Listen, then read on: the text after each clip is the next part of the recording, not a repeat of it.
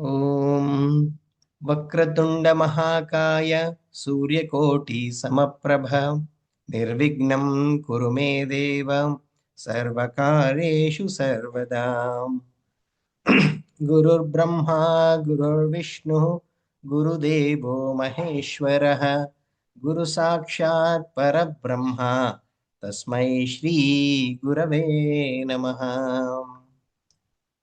ॐ सदाशिवसमारम्भां शङ्कराचार्यमध्यमाम् अस्मदाचार्यपर्यन्तां वन्दे गुरुपरम्पराम्. ॐ Namaste everybody. A warm welcome on behalf of the Param Vedanta platform. So on every special occasions like Shivaratri, Guru Poornima or Gita Jayanti, Param Vedanta has this tradition of doing this special session, special satsang. It is only to invoke the essence of that particular day. Of course, every day is auspicious. Amongst them, of course, there are some more days which are more auspicious. Gita Jayanti is a very significant day for all the spiritual seekers. This is the day when Bhagavan Shri Krishna imparted this timeless, immortal knowledge to Arjuna and through Arjuna to all of us. Margashira Masa Shukla Ekadashi, which is today, is the day when Bhagavad Gita was told to Arjuna. On this special day, it's our duty to reflect on some of the teachings, essence of Bhagavad Gita, because it condenses the whole of Vedas, not only the Vedanta part, but Veda Purva aspects also. Of course, it is also called as Moksha Shastra because Bhagavad Gita alone can help one transcend the ocean, the turbulent ocean of samsara. This Shankaracharya's famous work of Bhajagovindam highlights the essence or importance of Bhagavad Gita. This is taken from the Charpata Panjarika. You know, Bhagavad Gita has Dwadasha Manjarika, the first 12 verses by Shankaracharya, Adi Shankaracharya. And then some of his disciples, as the respect to the Guru, has given the other verses. And one of these verses done by Guru Bhakta, Druda Bhakta, is this particular verse, which is Bhagavad Gita Kinchidadita Ganga Jalalava Kanika Pita Sakrudapi Yena Murari Samarcha Kriyate Tasya Yamena Nacharcha. What a fantastic verse. Here it says, even a little bit of Bhagavad Gita is sufficient. So little bit means what? So we all are anyway looking for shortcuts. All the time we want only a little bit only. And in that little bit we want everything. In this is when the gurus like Swami Paramarthananda comes and explains. Little bit means what? Whatever is sufficient for your self-elevation. It does not mean you just study one verse of Gita and then finished. You have become a Jivan Mukta. What it means is the Vedas itself is very lofty. You have Rig Veda consisting of more than 10,000 verses. All the Vedas are so big. Mahabharata has more than 1 lakh verses. Ramayana has more than 25,000 verses or so. And amongst that, you have something which is an essence of Vedas, essence of Upanishads, which is given to us by Bhagavan Shri Krishna. Bhagavad Gita is a condensation of everything. What it means actually is at least you study Bhagavad Gita if you are not studying anything else. It does not mean a little bit of Bhagavad Gita.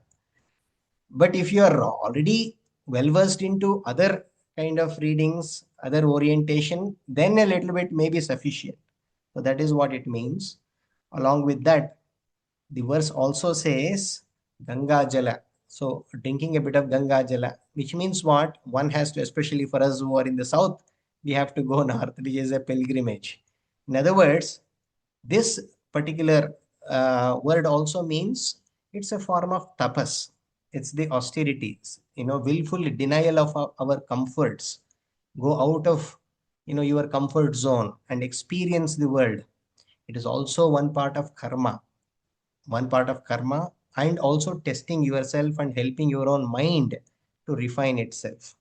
So today is Ekadashi. A lot of people do fasting. That is one form of tapas.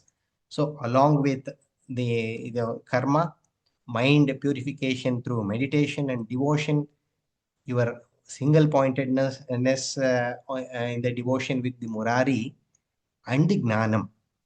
So the Gnanam is the ultimate. And with that, what happens?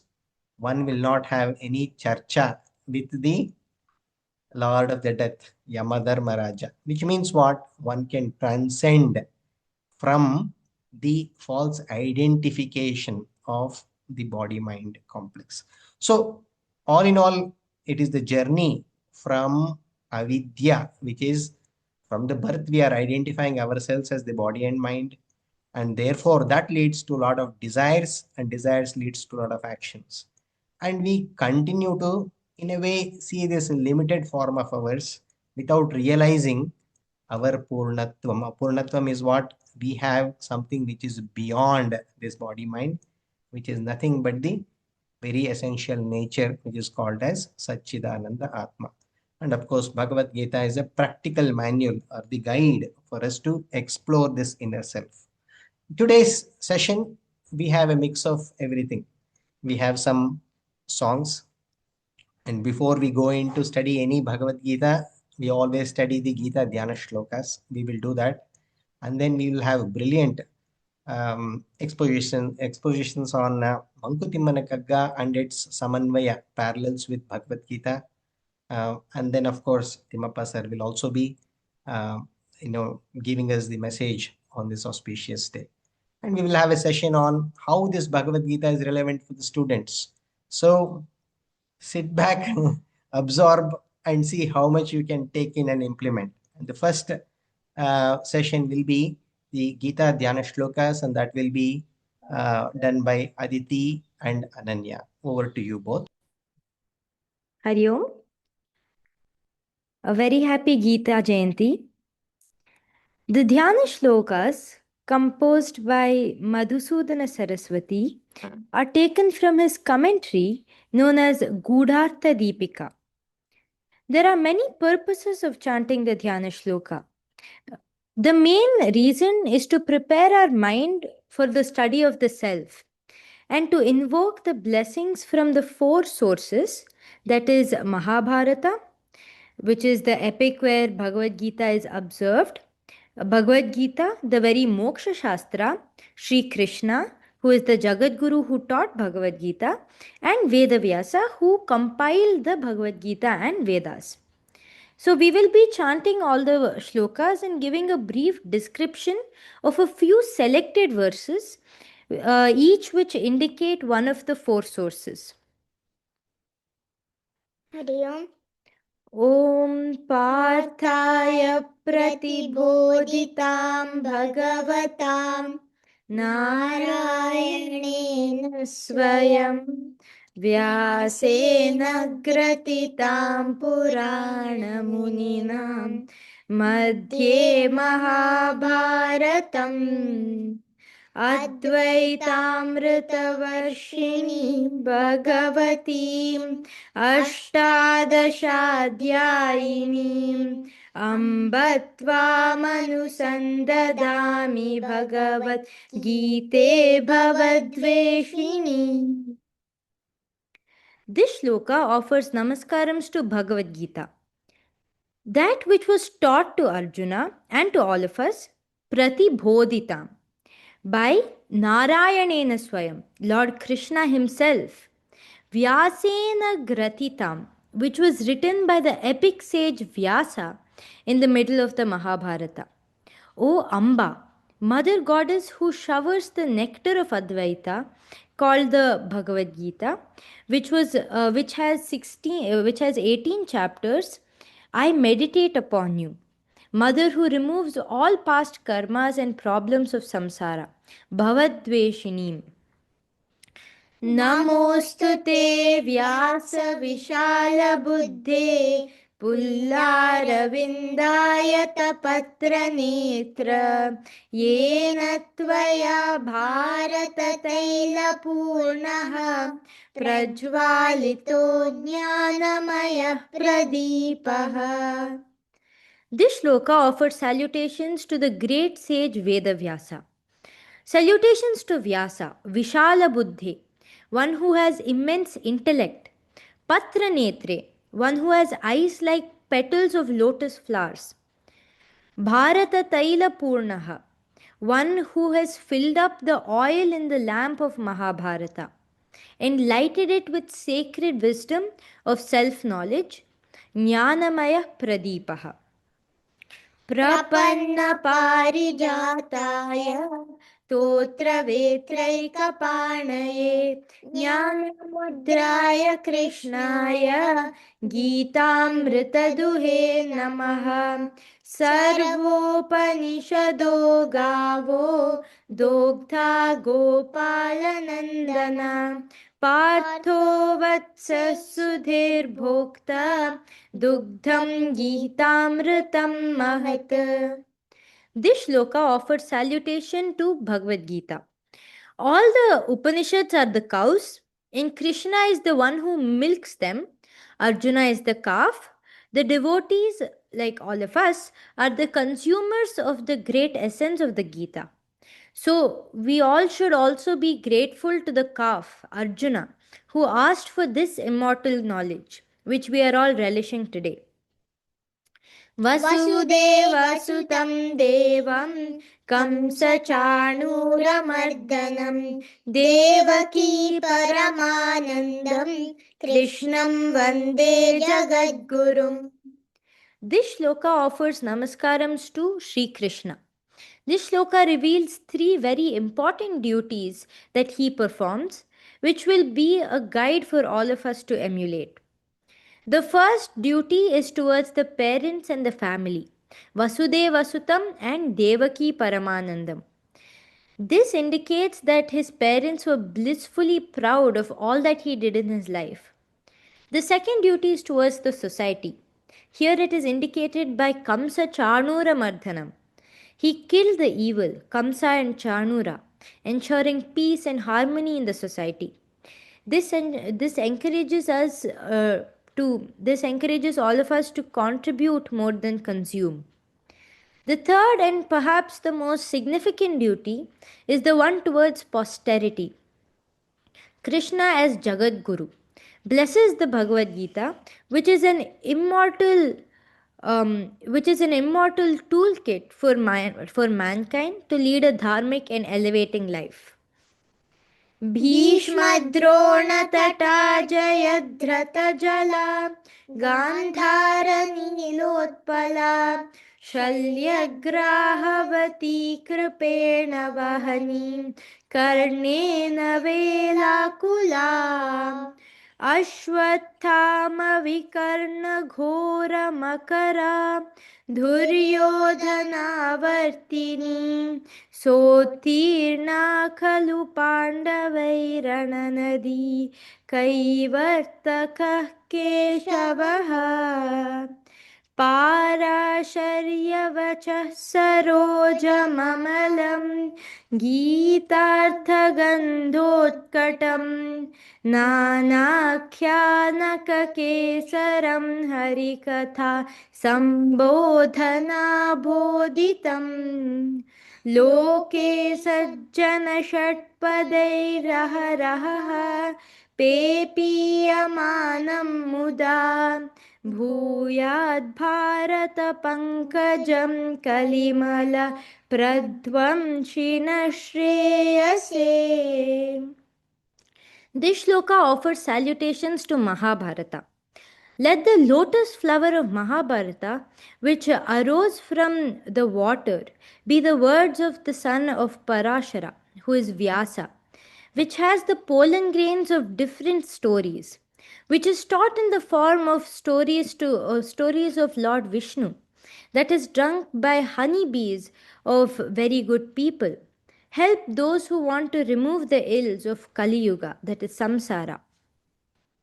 मूकं करोति वाचालं पङ्गुं लङ्घयते गिरिं यत्कृपातमहं वन्दे परमानन्दमाधवं यं ब्रह्मा वरुणेन्द्ररुद्रमरुतः स्तुन्वन्ति दिव्यैस्तवैः वेदैः साङ्गपदक्रमोपनिषदैः गायन्ति यं सामगां ध्यानावस्थिततद्गतेन मनसा पश्यन्ति यं योगिनो यस्यान्तं न विदुःसुरासुरगणाः देवाय तस्मै नमः।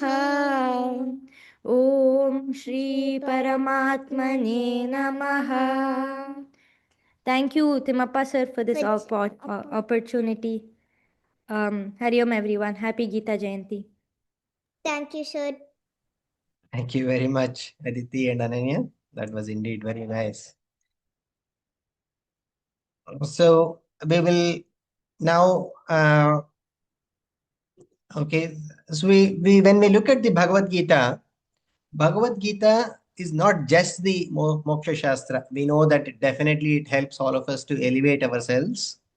However, it also covers lot of other areas in our day-to-day lives, lot of other fields of knowledge. It is used by even leadership and governance people. It is used in political science. It is also one of the probably the first psychology book. There are so many different fields in our day-to-day lives which utilizes Bhagavad Gita in their functioning. And you see this today, anybody who is really successful, any or most of the successful people have a spiritual inclination, and you speak to them, they have some influence of Bhagavad Gita in one way or the other, either directly or indirectly. So therefore, Gita is a navigating tool. It is like a GPS system that one has to keep. And this is the message from Swami Paramarthananda ji. Whenever we are stuck in decision making many a times, which is called as ethical dilemmas. Whenever we are stuck either emotionally or intellectually, this is the GPS system. We need a navigating tool. Gita GPS system, Gita positioning system, that will definitely help us come out of that particular conflict. So we talked about all the fields. Now we will see how does Bhagavad Gita help the students. Is there any role for students? I welcome Shravya to talk about this. Shravya is a very ardent seeker. She is studying BCom and we have a home group. And each time when there is a class, she brings out a beautiful summary of that particular class. And now that's compiled for almost every chapter of Bhagavad Gita. Over to you, Shravya. Dhanyawada, sir. Om Shri Gurubhyo Namaha. So, I'll go with my topic. So, the topic which I have chosen to talk about is Bhagavad Gita for students. So, initially, when I took up this topic, I was wondering how would Bhagavad Gita inspire student? How would it teach lessons to the student? And now, I'm shocked that when I opened my PPT and when I saw Swamiji's photo, I saw a small chariot behind. I saw Arjuna and Lord Krishna. And then I realized that Bhagavan taught everything to his student. So it will obviously inspire a student. So, sir, can you please go to the next slide? Yes. So before going to the topic proper, I will just tell you what Lord Krishna always told to Arjuna. Lord Krishna told to Arjuna that you must follow your Swadharma. Lord Krishna always said, Yudhyasva, Yudhyasva, which means fight the war, O Arjuna, fight the war. So Lord Krishna emphasizes upon following Swadharma. The verse which I want to quote here is from 3rd chapter. This is the 35th verse. The verse goes like this. Shreyan swadharmo vigunaha paradharmat swanushtitat swadharme nidhanam shreyah paradharmo bhayavaha. Lord Krishna says that following Swadharma is utmost important to the extent where even if you have to encounter death while following Swadharma, it is fine, but following others' dharma is not acceptable. So, when it comes to swadharma of students, generally we tell that a student must read, student must gain knowledge. So, let's see what is swadharma of students. So, can you go to the next slide? So after going through the formal education for so many long years, so when we start a new chapter or when we start a new topic, we are always taught the definition and the features first. So I have taken the same thing. So when it comes to a student, who is a student and what are the features or qualities of a student? That is also given in Bhagavad Gita. The verses which I want to quote are, the first one is from the 18th chapter, the 67th verse. Idam te nata paskaya nabhaktaya kadachana nacha shushrushaveye vachyam nacha mam yobhya suyati. The second verse is from 4th chapter. It is the 34th verse. Tadvidhi pranipatena pariprashnena sevaya upadekshyanti te gnanam gnaninas tattvadarshinaha. Next slide. So these two shlokas give the qualities of the student. When it comes to the first shloka, Lord Krishna does not directly give the qualities of the student, but Lord Krishna says like, if the student does not have these qualities, don't teach Bhagavad Gita to him. In the sense that if student has these qualities, you need to teach it to him. So taking that meaning, I'll go with the first quality of the student. A student must have deep faith in the teacher. A student must have deep faith in the teacher, because only when the student has faith in the teacher, his mind becomes open to the teaching. He can grasp the teaching. So, corollarily, I can tell that a student must not criticize the teacher. So, in the current era, where in social media we see that whatever teachers teach now is obsolete, is of old times, it is not relevant. You have to be practical, you have to gain practical knowledge. When we hear so many things from the social media or the external world, students tend to go or tend to get attracted to them. But if the students follow them and lose faith in the teacher, it is not beneficial to them, because they lose the valuable knowledge which they can get from the teacher. Going on with the next one, a student must have devotion towards the teacher. I will take this the second point. The fifth one, one must be humble towards the teacher, and the sixth point together. The sixth point is one must serve the teacher. So a student can be humble and a student can serve the teacher only when he feels that devotion to the teacher, is what I have understood. So why should a student need to develop devotion towards the teacher? So when I think about that question, I remember an answer given by my teacher herself. So I'll just give a situation, or I'll just tell my experience or a situation which happened in my college. So when there was a teacher in our class and everybody were not quiet, the teacher was asking everybody to maintain silence. There was another teacher who came to the class, and she told just one sentence which really made me uh, realize the fact. She told that in the current era, or in the current external world or in the corporate world, where everybody is trying to snatch away the knowledge, trying to keep it as a secret and trying to leverage it and going up and pushing you back, there are teachers on the other hand who are employed only to give you knowledge and skill. The world does not give that, but teachers are employed only to do that. So when she told this, I really felt very inspired. So when a student develops devotion to the teacher, he becomes humble and he also serves the teacher. And there are two more advantages to the student because of this.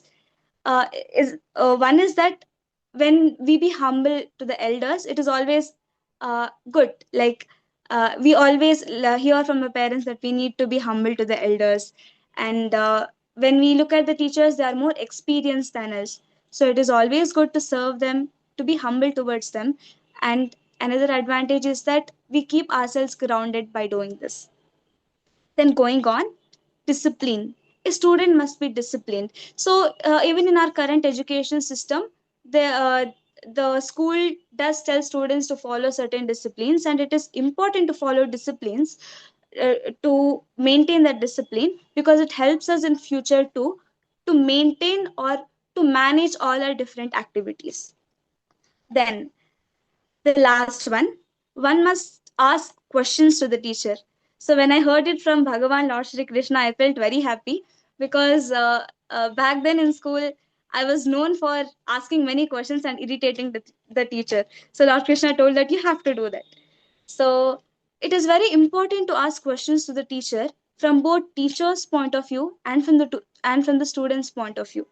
First, I will go with how it is beneficial to the student. It is important to ask questions because, as we all know, it gives clarity of thought. It makes the subject more clearer to us, and it helps us navigate through the subject. Yeah, so this is from the point of view of the student. So when it comes to the teacher's perspective, I have heard my teacher telling this. My teacher told that there's a Sanskrit verse in which it tells that a teacher should have 10 times more or 7 times more the knowledge what the student has, or what he's teaching to the student. So when teacher has so much of knowledge, he wants to share it with the students. And in a particular context, while teaching a lesson, he might not be able to tell everything because the boundaries of the lessons are there. So in that situations, when student asks the questions, teacher gets a big relief because he can tell whatever he wants to tell to the students. So these are the qualities of the students which I feel Lord Krishna has told. So next slide. Thank you. Bhagavad Gita strengthens the mind of the student. Uh, yes. The shlokas which I have taken are, first one is from the second chapter. कर्मण्येवाधिकारस्ते मा फलेषु कदाचन मा कर्मफलहेतुर्भोर् मा ते संगोस्त्व कर्मणि. This is the 47th verse. The next verse is from the 7th chapter. यो यो याम याम तनुम भक्तः श्रद्धयार्चितुमिच्छति तस्य तस्याचलां श्रद्धां तामेव विदधाम्यहम्. So going on with the first verse which I have quoted, Lord Krishna tells that whatever you can do is only actions. You can't control the results of the action. So I just had a thought about it, that we generally tend to feel that we control, or we can decide what the result of action is because of the law that action has results, action produces results. So just because action produces results, it does not mean it produces results as we want. So that is what Lord Krishna is telling here, and this really helps students during exams, because all we can do is put our effort, and we need to do that, and we need to give 100% in doing that. This is what Lord Krishna tells. If students are not okay with this is the practical knowledge. If students want some emotional support or emotional support to cling on to, the next shloka will help the student. Lord Krishna says in the 7th chapter, 21st verse, that if a person faithfully worships Lord, the Lord will fulfill all his desires. So a student who wants an emotional support can definitely cling on to Lord, because Lord himself says in Bhagavad Gita that Lord fulfills the desires of the student. Sir, can you move to the next? Yes. Bhagavad Gita helps students to overcome failures and suicidal thoughts. I would like to quote 18th chapter 66th verse here. That is, Sarvadharman parityajya mamekam sharanam vraja aham tvam sarva papebhyo mokshayishyami ma shuchaha. So this is with regard to suicidal thoughts. So when I uh, try to see how Bhagavad Gita helps students to come out of suicidal thoughts and think about why student will get suicidal thoughts, I try to categorize the origin of those thoughts into two conditions. The first one is external condition, the other one is internal condition. So going on with external condition, when the student faces say for example peer pressure, or he gets scolded by his parents or teachers, and he's very much sad about it, and he feels that it is better to not live, facing all these trouble in this world. So Lord Krishna tells in in this verse that renounce the doership of all actions, which means to tell that don't be a karta or a bhokta. So this is a supreme knowledge, but still, when a student tries to uh, just tell it to himself or make himself remember it again and again, it will give him a thought that is, uh, huh, whatever happens, like whatever happens to me, which made me feel that pain is happening to this body and mind complex, and it is not for me. Is it wise to end my life just because there's a short pain happening to this body and mind complex? And Lord Krishna also has told that pain and pleasure are temporary. So is it a wise thought to think about giving up of life for this temporary pain which is not happening to me but happening to this body mind complex? So when a student tries to answer a question, I feel that he will reach the right answer. Yes. Uh, this is with respect to how students may get suicidal thoughts based on external condition. And when it comes from the internal condition, see, for example, a student feels that I am greatest sinner, that I don't deserve to be in this world. So when a student faces these kind of thought, Lord Krishna says that I shall liberate you from all the sins. So there's a time when even I had thought that I might have hurt my parents or I might have hurt my friends or teachers. So I'm so bad. Let's say I'm not a gnani, so I can't follow dharma always. I'll try to, but I may not follow dharma always. I may do mistakes. So if I do the greatest of all sins, is there some person who is still ready to accept me? Is there some person who is ready to liberate me from all my sins? So when I was going through all those thoughts, I felt very disturbed. And after 2 months or so, when I was just recalling, I understood that we have already like read this shloka, and Lord Krishna has himself told that irrespective of other people accepting you or not, I am there to accept you and liberate you from all sins. This will really give a sense of solace in the hearts of the student. Going on, Bhagavad Gita helps to overcome failures. So to address this, I have taken the fifth chapter, fifth verse, that is, उद्धरेदात्मनात्मानं नात्मानमवसादयेत् आत्मैव ह्यात्मनो बन्धुः आत्मैव रिपुरात्मनः. Lord Krishna says that one should motivate or encourage oneself by their own mind. So, which tells the student, uh, yes, sir. So, which tells the student that irrespective of failures which you face in your life, motivate yourself and go forward. So after going through all of them, I felt that there is one shloka which is very much applicable to student life and which student must remember every time or constantly. So that is the third chapter, 30th verse. That is, Mai Sarvani Karmani Sanyasyadhyatma Chetasa Nirashir Nirmamo Bhutva Yudhyasva Vikatachvaraha. I'll just go through the meaning. That is, one, keep moksha as your ultimate goal. Second, do actions with Ishvara Arpana Bhavana. Three, receive all karma phalas with Ishvara Prasada Bhavana. Fourth one, remember that your contribution is the minutest contribution in any successful situation. This really helps a student to stay grounded. Then the last one, stay equanimous in both painful and pleasurable situations, indicating that all situations are temporary. This shloka gives the gist of Karma Yoga. So next slide. Yeah, So we'll to just go summarize, through the yeah, just read through this just for the want yes, of sir. time. Sorry, sir. Huh. To summarize, the benefit of Gita to a student in current world is one, it motivates a student to follow Swadharma.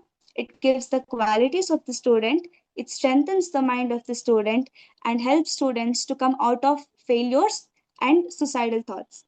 Thereby, it builds up the character of the student and makes them good citizens of the country. Hari Om, Shri Krishnarpanamastu. Dhanyavada. Thank you very much, Shravya. You've done a wonderful job. I think this is applicable for all of us. I think in the end of the day, all of us are students of the life. And there is always this debate, right? At what age should one start to study Bhagavad Gita? Unfortunately, most people start to study after the middle age. And but Swamiji, particularly Chinmayananda ji, with his Gnana Yagna, he brought a revolution. Earlier you seed the knowledge of Bhagavad Gita into the child, better it is, especially in the formative years.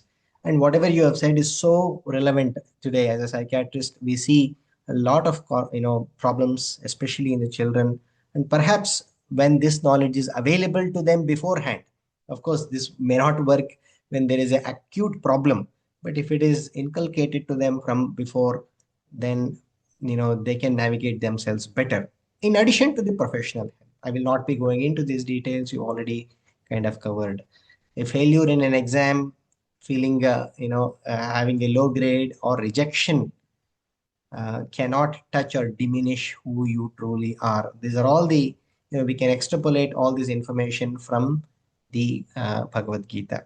A failure cannot harm you. A rejection cannot diminish you. Another person's opinion cannot define you. In that way, it empowers your self-esteem. Self-esteem is the biggest thing.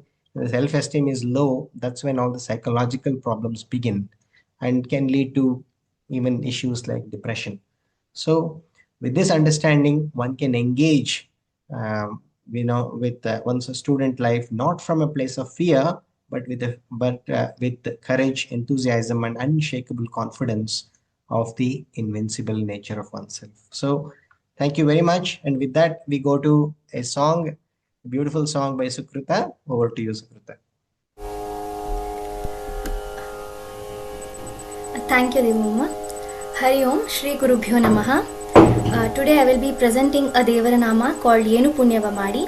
It is written by Shri Karigirisha Dasaru in the Ankita Nama Karigirisha. It is composed by Vidwan Tirumale Srinivas. It is in the Raga Vasanti set to Aditala.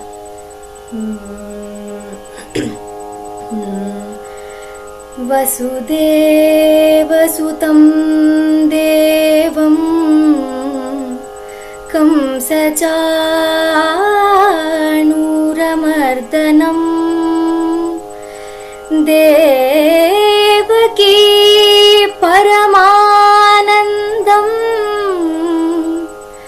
Krishnam Vande Jagadgurum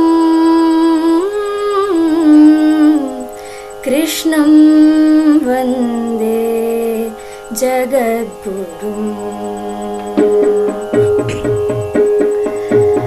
Yenu punyava madi nanindu ninna kande Krishna Krishna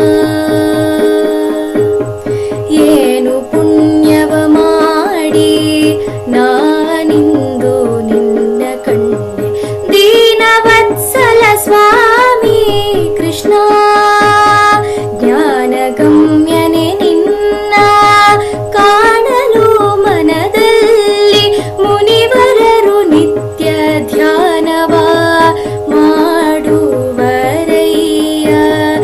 ಏನು ಪುಣ್ಯವ ಮಾಡಿ ನಾನಿಂದು ನಿನ್ನ ಕಂಡೆ ಶ್ರುತಿ ಶಾಸ್ತ್ರಗಳ ನೋಡಿ ಮಥನವ ಮಾಡುವ ಮತಿ ಸಾಧನದಿಂದ ನಿನ್ನರಸುವರು ಶ್ರುತಿ ಶಾಸ್ತ್ರಗಳ ನೋಡಿ ಮಥನವ ಮಾಡುವ ಮತಿ ಸಾಧನದಿಂದ ನಿನ್ನರಸುವರು ಪತಿತ ಪಾವನ ನಿನ್ನ ಕರುಣ ಒಂದಿಲ್ಲದಿರೆ ಪತಿತ ಪಾವನ ನಿನ್ನ ಕರುಣ ಒಂದಿಲ್ಲದಿರೆ ಇತರ ಸಾಧನವೆಲ್ಲ ಗತಿ ದೂರದು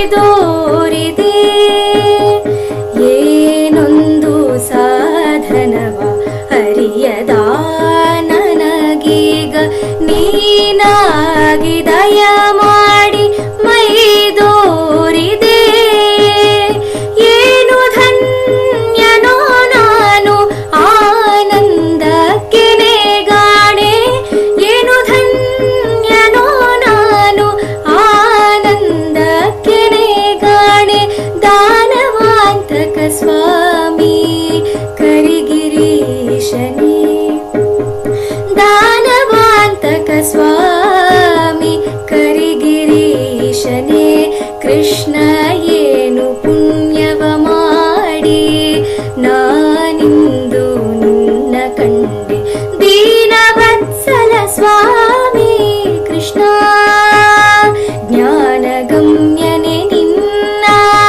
ಕಾಣಲು ಮನದಲ್ಲಿ ಮುನಿವರರು ನಿತ್ಯ ಧ್ಯಾನವ ಮಾಡುವರಯ್ಯ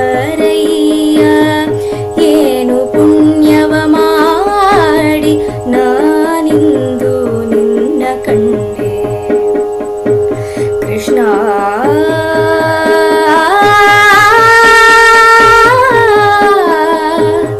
Krishna Krishna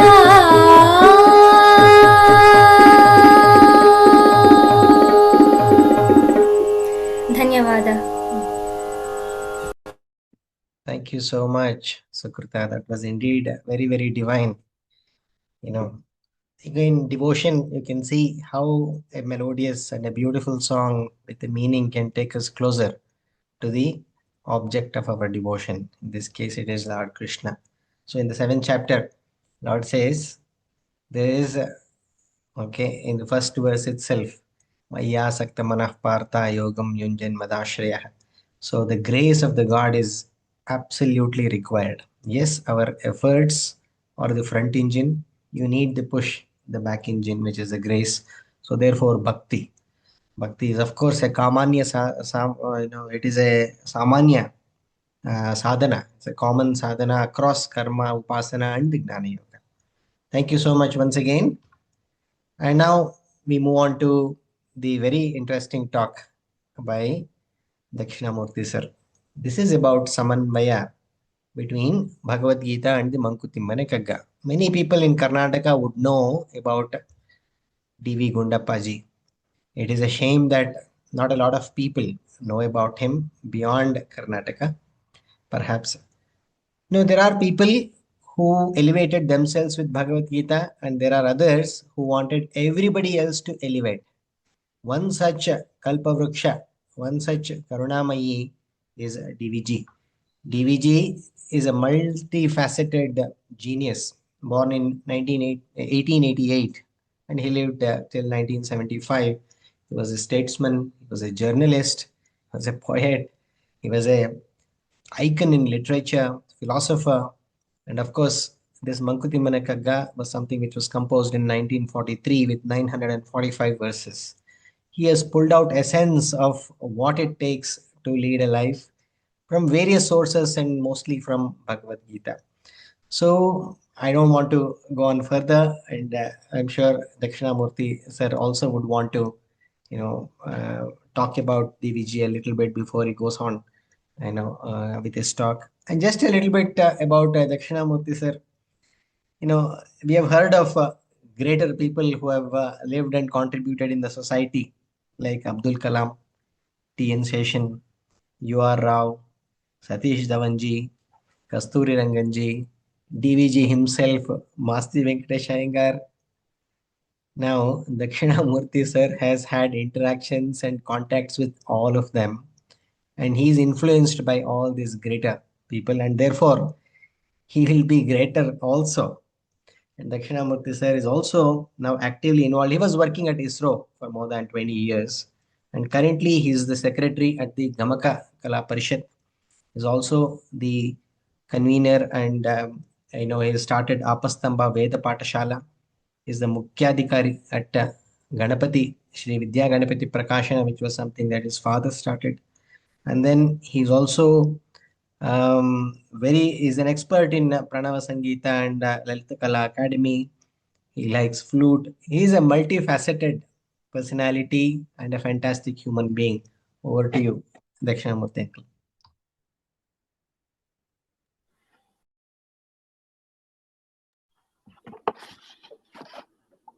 Thank you, Divakar, for saying all those nice things. Do you hear me? Okay. To speak a few words at a forum like this, on this auspicious Gita Jayanti day, is an honor, a privilege, and also a blessing for me. This talk is supposed to be only for a small window of 10 minutes. This is definitely a small window to how similar the Bhagavad Gita shlokas and the Mankutimmana Kagga verses. Mankutimmana Kagga, loosely translated into English, means a dullard's blabber. It is composed of about 945 verses. Each one of these verses is called a muktaka. Just a small introduction. A muktaka means a self-contained poetry unattached to the other verses of the book, elaborating a specific idea. The Kagga is popularly recognized as the Kannada Bhagavad Gita, comparing and equating it with the Gita. Now, why do we have to draw a parallel? This comparison is because as much as the Gita is seen as the panacea for all mental and emotional weaknesses of human beings, the Kagga too performs similar function for millions that could not read the Gita. Now, let's see what happens in Gita versus the Kagga. Next slide. Here, between these two works, the difference is only in their literary structure. In the Gita, it is an unremitting flow of an idea through scores of verses spread over 18 chapters. In the Gita, in the Kagga, an idea is elicited in about in a small 4-line poetry that runs for about approximately 60 syllables. Of course, this is too vast a subject to cover in a 10-minute frame. However, we could see a sample preview here. An interesting aspect to the Kagga verses is that often a single verse can be applied to different Gita shlokas, and there is a perfect similarity of thought and expression there. In view of the time paucity, I will try to draw only 3 examples.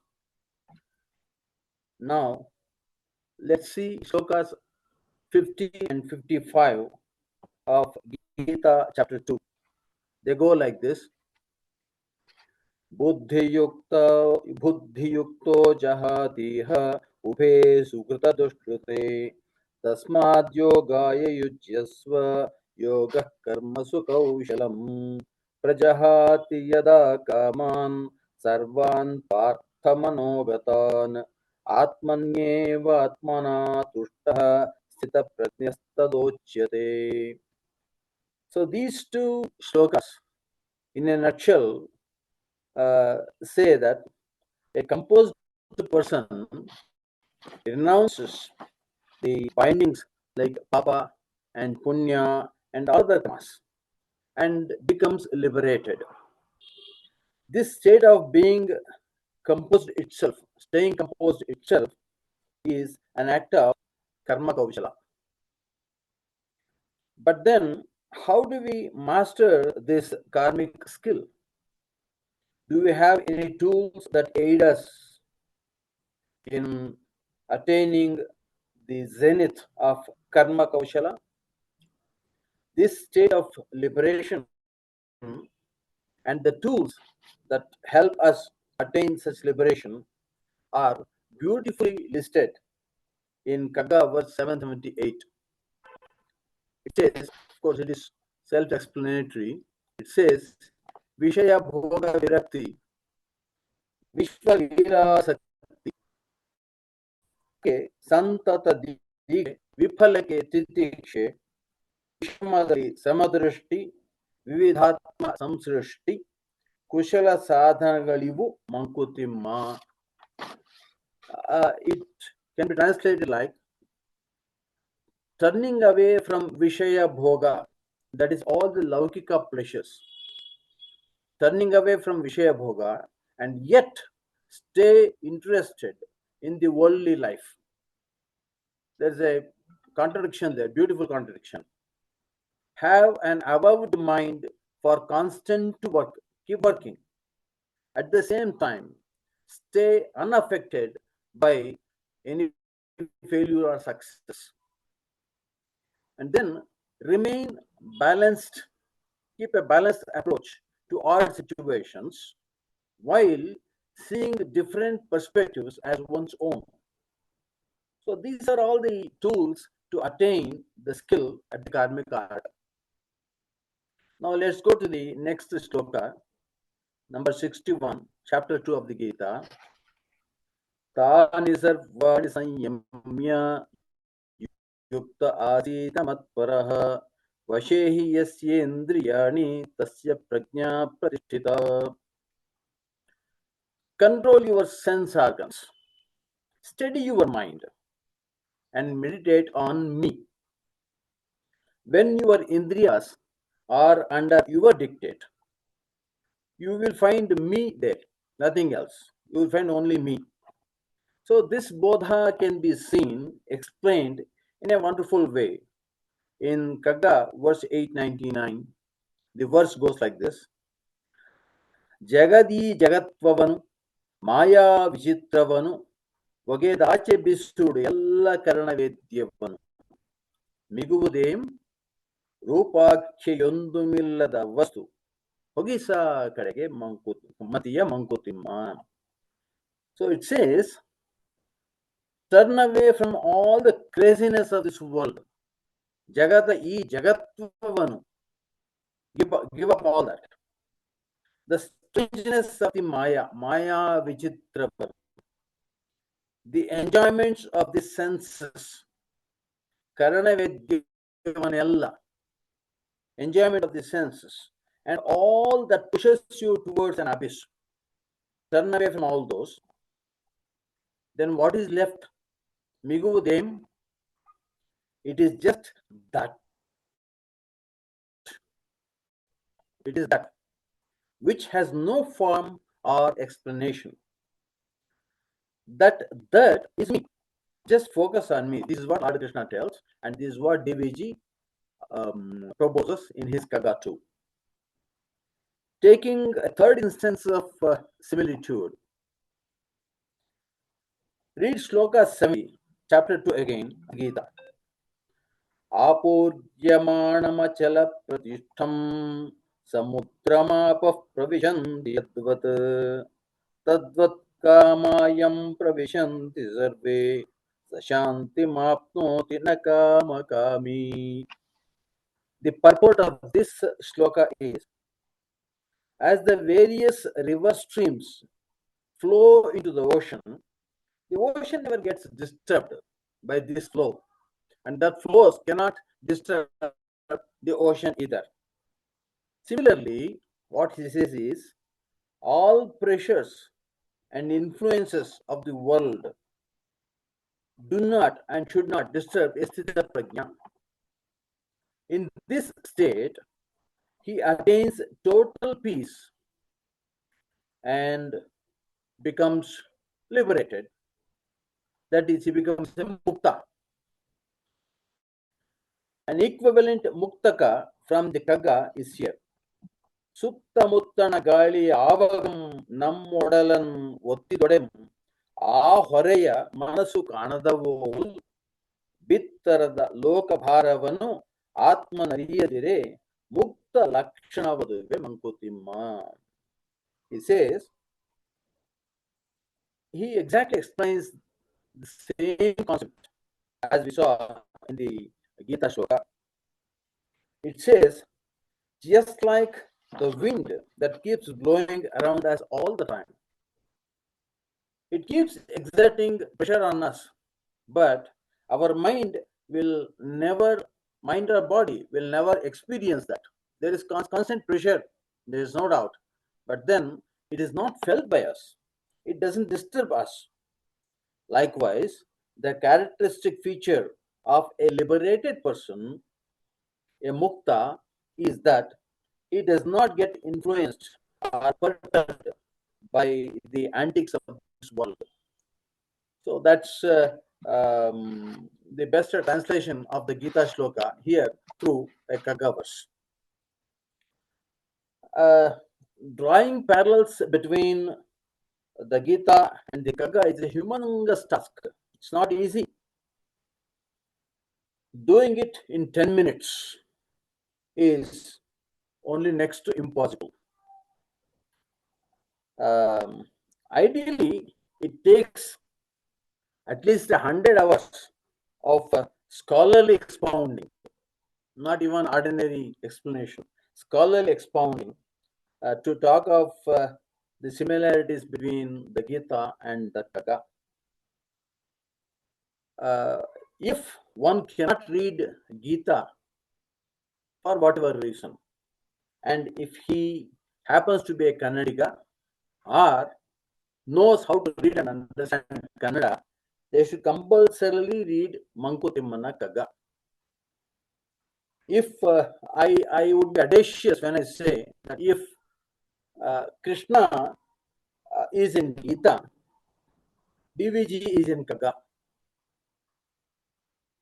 Because DVG himself was a greatly liberated soul, not an ordinary human being. It was a great liberated soul in the garb of an ordinary human being. The organizers of this blissful session have kept in mind the time compulsions, and they have directed me to speak whatever I can in 10 minutes. I have tried to done what best I could within the limits of my knowledge and ability. And I should be very thankful to all of you for this patient hearing. Thank you all. I think I stayed in within 10 minutes. Thank you very much, Dakshinamurthy sir. I think, as you say, it was it's impossible to cover, anything to do with DVG within this short span of time. I think at best we have introduced him to a lot of people who probably wouldn't have heard about him, and also introduce yourself also. I think, we would probably have more sessions from you on this issue. Despite the audio issue, I think, we could get a gist from you, and it was really wonderful. And this is the other great work by DVG, okay, Jivana Dharma Yoga, which is the DVG's commentary on Bhagavad Gita. It's brilliant. And Indian government also released a stamp of DVG in 1988. So, in honoring this great man. Thank you very much once again. With a short notice, despite your busy schedule, you spent some time and shared few thoughts about DVG and introduced him, this great man, to all of us. Thank you once again. Now we move on to the chanting portion. We have our little Anand Kulkarni, who will be chanting the first 15 shlokas of chapter 6. Previously Shravya was talking about Uddared Atmanatmanam. There it said 5.5. It is actually 6.5. You will hear that shloka here. Over to you, Anand. Yes. Hari Om. Om Shri Paramatmane Namaha. Atha Shashtodhyayah. Dhyanayogah. Shri Bhagavanuvacha.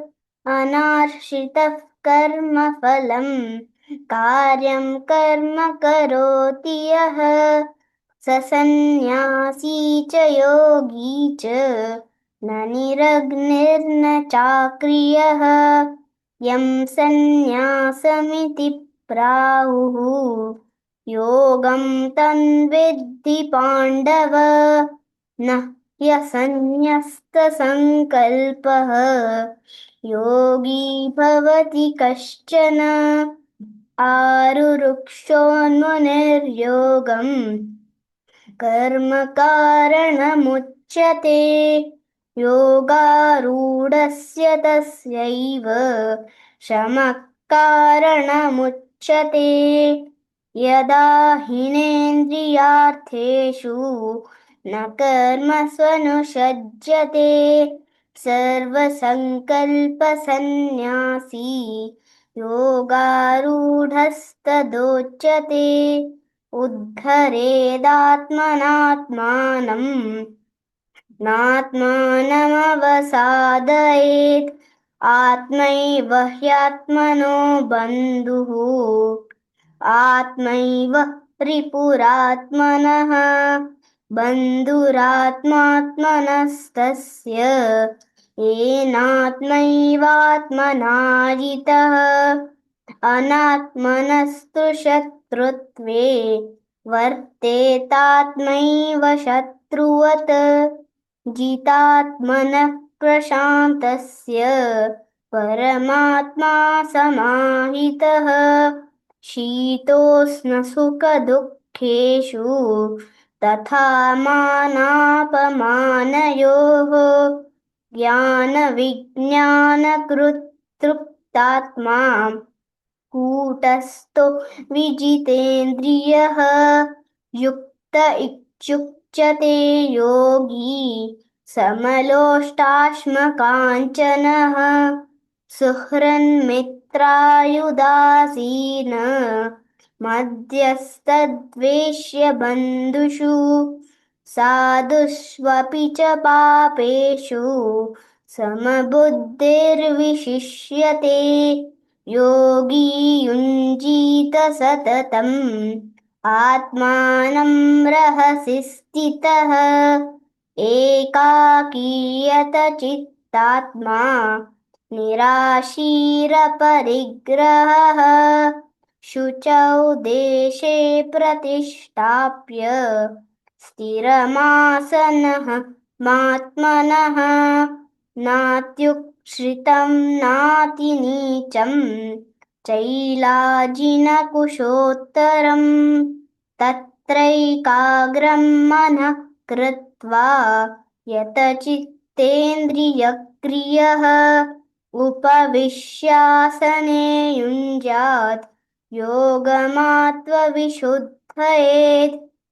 समं कायशिरो ग्रीवं धारयन्नचलं स्थिरः सम्प्रेक्षनासिकाग्रं स्वं दिशश्चानवलोकयन् प्रशान्तात्मा द्विगतभिः ब्रह्मचारिव्रते स्मितः मनः संयम्यमच्चित्तो युक्त आसीत मक्बरः युञ्जन्नेवं सदात्मानं योगी नियतमानसः शान्तिं निर्वाणपरमा मत्संस्थामधिगच्छति हरिः ओम्.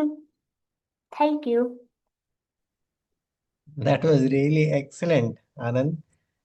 So we heard about Devaki Paramanandam. Here we should say Pannaga Aniruddha Paramanandam.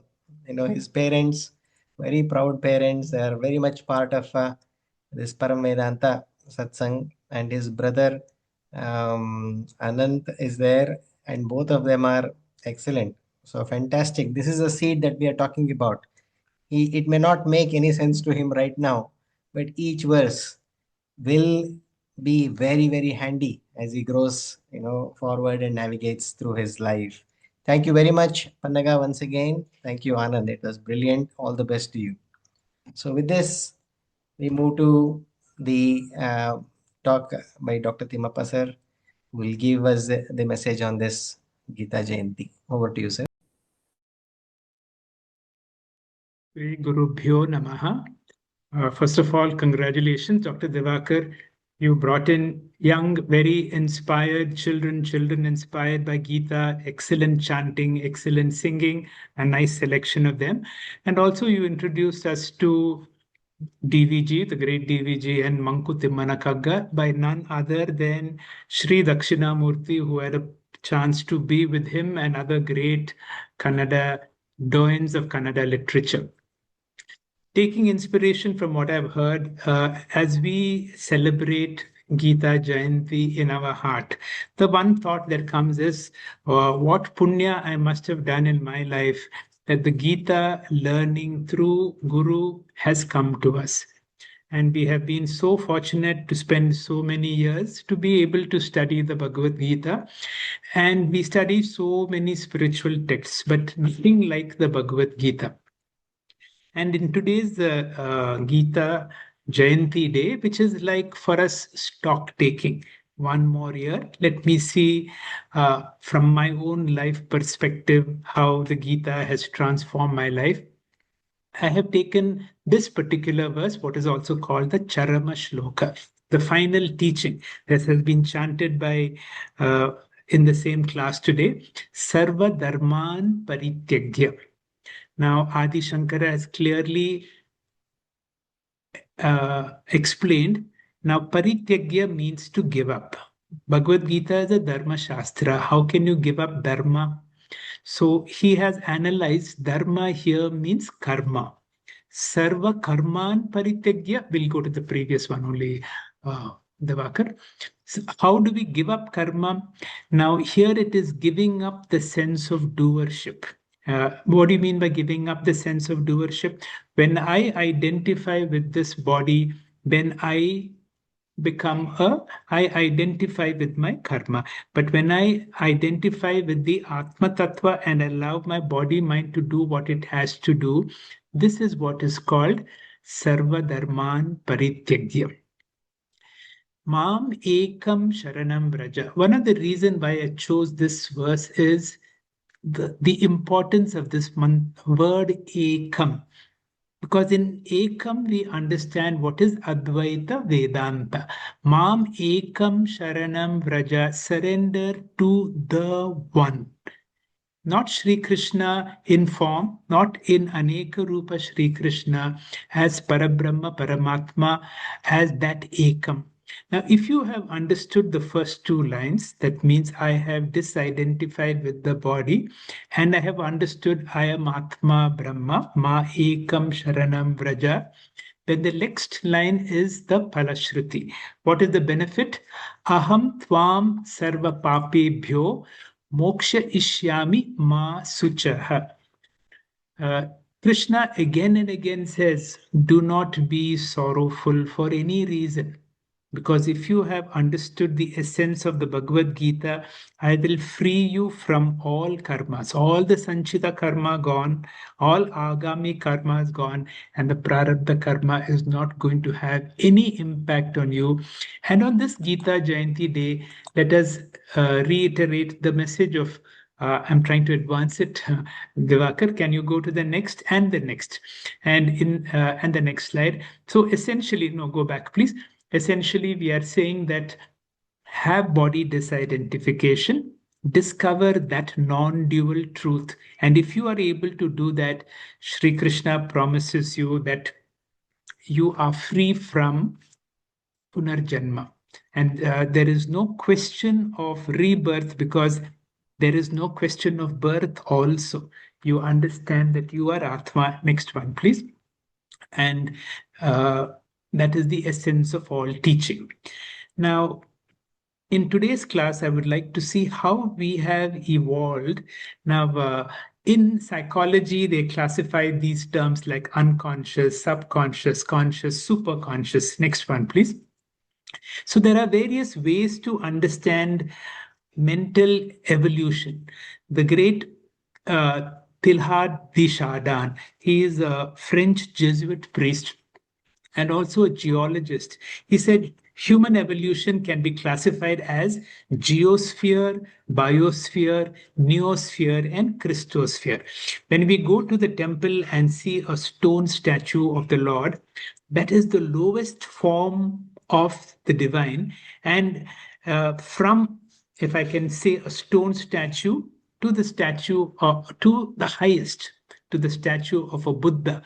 And that is the potential of everybody, from the lowest to the highest.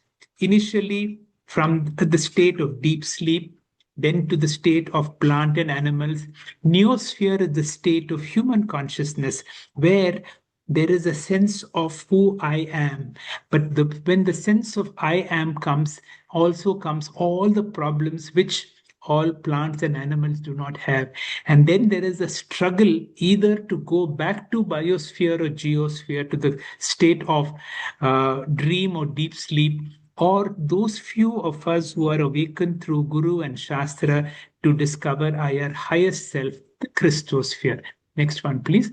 And in Vedanta also we have the different stages: waking state, dream state, deep sleep state, and the Turiya represented by A, U, and Ma. In the Hridayam Sutra, this is a sutra in Sanskritam given by Lord Gautama Buddha. And here he's seeing his student Sariputra. He's evolved from level 1, level 2, level 3, and level 4. And the teacher is so happy to see his student gone from one level to the other. The word gate means gone. Gate, gate, para gate. O Sariputra, you have gone beyond. Parasam gate, you have gone altogether beyond. Bodhi swaha. Oh, what an ecstasy for the teacher to see the student evolve. Now, Gautama Buddha wants all of us to evolve. Whenever a teacher has got this teaching, the message of the teacher is, I want everyone to go from level 1 to level 2 to level 3 to level 4. Our teacher Swami Paramarthananda has said spiritual evolution comes in 4 stages. And I want you to see how we have all been in the Bhagavad Gita 10 years, 15 years. When I heard that Om Parthaya Pratibodhitam, I used to remember those early days of those classes when we were first introduced to this great Dhyana Shloka, where when we first understood that I am this body-mind, and for the first time we understood what is this Atma. There was something of the Atma was introduced. I'm not just this body-mind complex, but I'm body-mind with Atma or consciousness. And the teacher said, we can go to the next one, where this consciousness can be compared to light on the hand. It is not part of the hand. It is not a product of the hand. It is not a property of the hand. It is an independent entity which makes the hand visible. So too, consciousness is an independent entity which makes me alive, sentient, and if this body drops, consciousness continues to be there, but it cannot manifest for want of a medium. And Swamiji again and again repeats this to say, you are not just body-mind complex, but body-mind complex with that Atma Tattva, and that is level 1. Next slide, please. Then as we evolve through the study of the Gita, through Prakarana Granthas, through some Upanishads, what happens? Slowly there is a shift from identification with the body-mind to identification with the Atma. We begin to study texts like Drit Drisha Viveka. We understand certain fundamentals from Vedanta that whatever I experience, I am not. Naham Deham. Mano Buddhi Ahankara Chittani Naham. That means if I'm able to see my body, if I'm able to see my mind, slowly and slowly I'm able to say, I'm not this, neti, neti, then who am I? Chidananda Rupaha Shivoham Shivoham. The more and more you become convinced, we come to stage 2. Then comes the big jump of stage 3, when the Maha Vakya makes sense. 13th chapter, verse 3, Shri Krishna declares, Kshetrajnam chapi mam vidhi sarva kshetreshu bharata. That consciousness within me, because of which I'm alive, because of which I'm able to speak, because of which I'm able to do everything, is the same in everybody.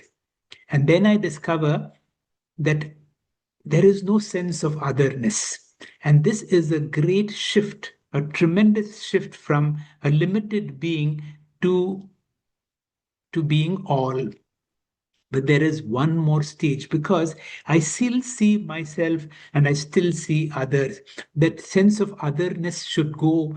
And this comes from the level of Mandukya, where there is what is called Eka Jiva Vada, or nicely brought out in Kaivalya Upanishad, this series of Mahavakyas culminating in Mai eva sakalam jatam, my sarvam pratishtitam, my sarvam layam yati tad brahma dvayam asmayam aham, which means I alone am. I, as Atma, with my own Shakti, just like a dreamer creates a dream body for myself and a dream world. And this is my conviction at level 4, that I have created this dream body, I have created the so called body, I have created this world for myself. Other than me, there is nothing else. When you eliminate Mano, Buddhi, Ahankara, please go back to the previous one. We come to that Dashashloki. Tadeko Vashishtaha Shiva Kevaloha. Now, when you eliminate Mano, Buddhi, Ahankara, Vashishtaha, what is remaining? Shiva Kevalaham, that auspiciousness, that auspicious entity alone I am.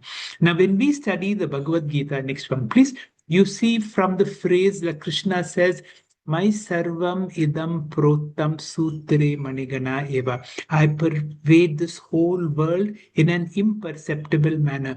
But when you study the Upanishads, you're able to say, like what Shri Krishna says, my sarvam idam, I alone am that which pervades the whole world in an imperceptible manner. And all the verses, next one please, of the Bhagavad Gita now become so meaningful. Suddenly there is a jump from that sense of being that limited creature in this world who's struggling every day, who's feeling insecure, to an understanding, I am no longer the creature, I am the creator. I can say, next one, please. I can say with confidence, Maya tatamidam sarvam jagat avyakta murtina. I pervade this whole world in an imperceptible manner. Next one, please.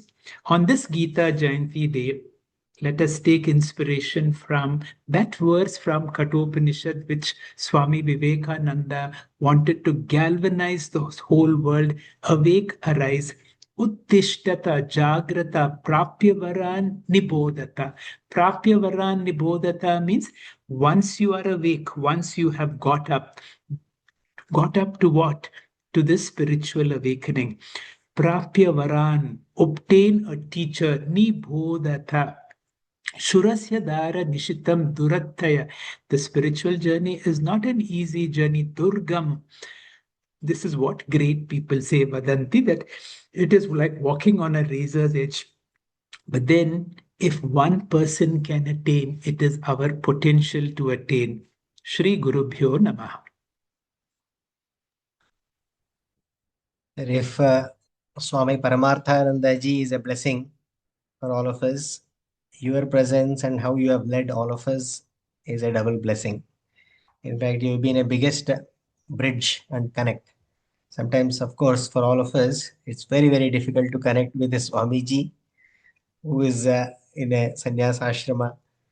But then you are in this, being a successful neurosurgeon, and to be able to understand this and communicate and take us all of us along with you itself is a blessing for all of us. And thanks to you and thanks to the team Param Vedanta. You touched upon the Viveka.